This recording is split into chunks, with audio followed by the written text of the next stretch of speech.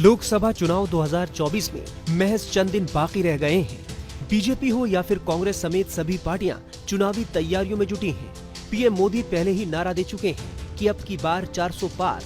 वहीं इंडिया गठबंधन में कोई साथ छोड़कर जा रहा है तो कोई साथ लड़ने का मन बना चुका है। 2024 में किसकी होगी जीत, किसकी सरकार बनेगी, किसको कितनी सीटें मिलेंगी, इन्हीं सब सवालों को लेकर टाइम्स नाउ नवभारत के नए शो पब्लिक मंच पर चुनावी रणनीतिकार और जन स्वराज के संस्थापक प्रशांत किशोर ने क्या कहा, आइए जानते हैं। चुनाव का सीजन है तो चुनाव के सीजन में हमेशा सबके दिल में और दिमाग में एक ही सवाल होता है और सवाल ये होता है कि सरकार किसकी बनेगी, सीटें किसको कितनी आएंगी।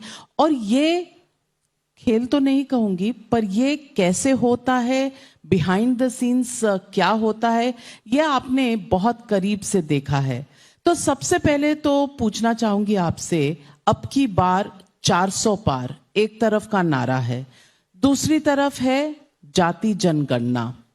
नैरेटिव कौन सा ज्यादा पावरफुल है और आपको अगले 8 हफ्तों में क्या होता नजर आ रहा है?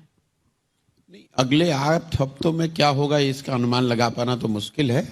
जातीय जनगणना तो निश्चित तौर पर नैरेटिव नहीं है। 400 पार तो एक नारा है, एक वॉर क्राई कह सकते हैं, गोल सेटिंग कह सकते हैं on behalf of BJP and NDA, लेकिन वो भी पब्लिक का नैरेटिव नहीं है, वो तो बीजेपी का अपना स्लोगन है। तो आपका जो सवाल है, मुझे नहीं लगता है कि जातीय जनगणना नैरेटिव का हिस्सा है।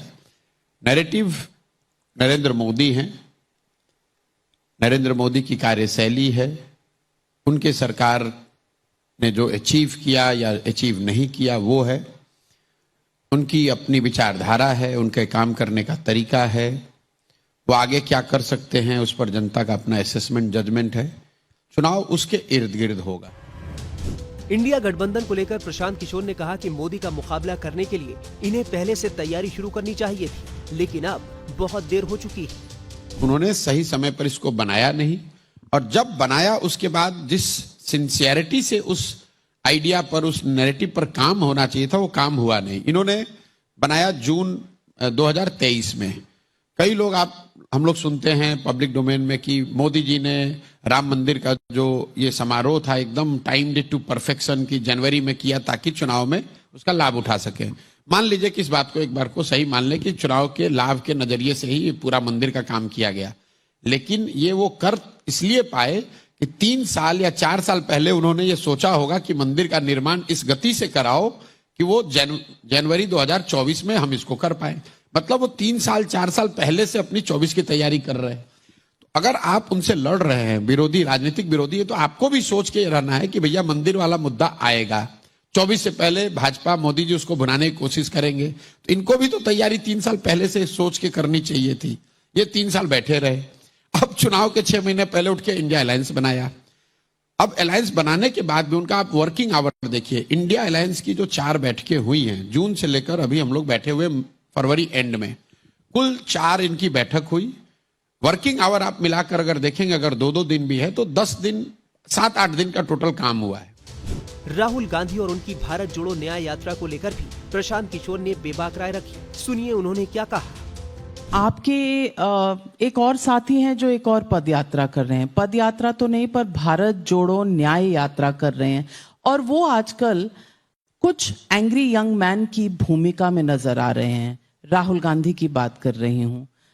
भारत जोड़ो न्याय यात्रा विच इज द भारत जोड़ो यात्रा 2.0 जो उनकी चल रही है, इसको आप कैसे देखते हैं? और इस यात्रा, पहली यात्रा के बाद तेलंगाना में उन्हें जीत मिली, कर्नाटक में जीत मिली, इस यात्रा के बाद how do you see Rahul Gandhi in this election season? देखिए, इस पर मैंने पहले भी टिप्पणी करी हुई है। यात्राओं का एक अपना महत्व है। यात्रा चाहे आप पैदल करें, गाड़ी से करें, हेलीकॉप्टर से करें, पब्लिक कनेक्ट, पब्लिक आउटरीच, जो भी पब्लिक सर्विस में है, पब्लिक डोमेन में है, उसको तो करना ही है। अगर आप वैसा कोई प्रयास करते हैं तो उसका निश्चित तौर पर कुछ ना कुछ फायदा आपको होगा। लेकिन यात्रा का जो फायदा है वो चुनावी परिणाम में असर, उसका इफेक्ट हो जाए, ये जरूरी नहीं है। इस देश में सबसे चर्चित जो यात्रा रही है वो आडवाणी जी की सोमनाथ से अयोध्या की यात्रा रही। उस यात्रा ने आडवाणी जी को घर घर उनके नाम को पहुंचाया, राम मंदिर को मुद्दा बनाया, भाजपा को उनके ग्रासरूट पर कैडर बनाने में मदद करी। पर से उस यात्रा से भाजपा चुनाव नहीं जीत गई। तो यात्राएं जब आप करते हैं तो आपकी खुद की समझ बेहतर होती है, पब्लिक को आपको करीब से देखने, जानने, समझने का अवसर मिलता है, लेकिन उससे आप चुनाव जीत जाएं ये जरूरी नहीं है। जहां तक राहुल जी की ये यात्रा का सवाल है, जैसा कि आपने देखा पहली बार उन्होंने जो यात्रा की उसका फायदा उनको कर्नाटक में अपेरेंटली और तेलंगाना में शायद मिला, लेकिन उसी यात्रा का फायदा राजस्थान में, मध्य प्रदेश में, छत्तीसगढ़ में नहीं मिला। तो जो बात मैं आपको बता रहा हूं कि उससे राहुल गांधी को कुछ फायदा हो सकता है, लोग उनके बारे में बेहतर समझ सकते हैं, जान सकते हैं, लेकिन वो चीज आपके इलेक्शन के परिणाम में कन्वर्ट हो जाए उसके लिए और कई फैक्टर आपके पक्ष में होने चाहिए। ये जो अभी यात्रा, सेकेंड यात्रा उन्होंने करी है, इसका कोई बहुत बड़ा असर मुझे नहीं दिख रहा है। उसकी एक मेन वजह यह है कि इस यात्रा की टाइमिंग गलत है। मैं पहला आदमी हूं जिसने ये पब्लिकली आज से महीने भर पहले शुरू किया कि जिस किसी ने भी इनको सुझाव दिया है इस यात्रा को करने के लिए, तो यात्रा की मेरिट, फॉर्मेट, इंपैक्ट को छोड़ दीजिए, शेयर टाइमिंग जो है वो गलत है। इसलिए गलत है कि आप यात्रा कर रहे हैं कांग्रेस के लीडर के तौर पर, और इसी बीच में आपने इंडिया अलायंस भी बनाया। तो इंडिया अलायंस का अगर यात्रा होता तो इंडिया अलायंस के सारे कॉन्स्टिट्यूएंसीज के पार्टिसिपेंट होते, वो है नहीं, और यात्रा आप कर रहे हैं कांग्रेस के लीडर के तौर पे, और आप इंडिया अलायंस के की कंपोनेंट के एक तरह से कर्णधार हैं, कैटलिस्ट हैं। तो ये तो ऐसे हो गया कि आप मल्टी कंट्री आर्मी को लीड कर रहे हैं, और जब लड़ाई का समय आया तो जो मल्टी कंट्री आर्मी है उसका जो कमांडर इन चीफ है वही हेडक्वार्टर को छोड़कर कहीं बाहर है। तो जब उनको हेडक्वार्टर पे होना चाहिए, उनको अलायंसेस फिक्स करने चाहिए, सीटों के निगोशिएशन को तय करना चाहिए, नैरेटिव पे काम करना चाहिए, किनको टिकट मिलेगा इसको तय करना चाहिए, रिसोर्स कहां से आएगा इस पर तय करना है। ये ना करके आप मणिपुर में घूम रहे हैं, नागालैंड में घूम रहे हैं, बिहार में घूम रहे हैं। तो मुझे लग रहा है कि स्ट्रेटेजिकली और टैक्टिकली दोनों तरह से ये गलत मूव है टाइमिंग के हिसाब से। बता दें कि प्रशांत किशोर इससे पहले भी समय समय पर तमाम विधानसभा और लोकसभा चुनाव में अपनी चुनावी भविष्यवाणियां कर चुके हैं, जो कई हद तक सटीक देखी गई। अब देखना होगा कि 2024 को लेकर प्रशांत किशोर के दावे कितने सच साबित हो पाएंगे। Times on off Bharat digital की रिपोर्ट।